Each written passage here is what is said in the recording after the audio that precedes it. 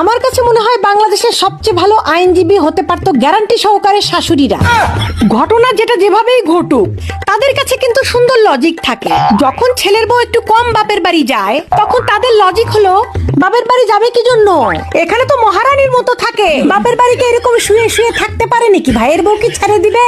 কাম করায় ভাত খাওয়াবে, সেই জন্যই তো বাপ ভাইয়ে খবর নেয় না, গলার কাটা নামাইছে। লজিক।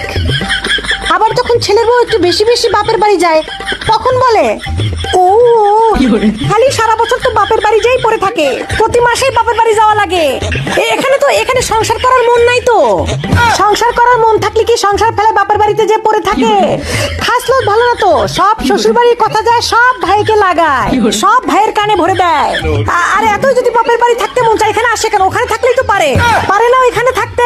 একবার ভেবে দেখেন, এক নম্বর আইনজীবী না লয়ার, যেমনি ঘটনা ঘটুক তারা তাদের মতো করে লজিক বানায় ফেলতে পারে।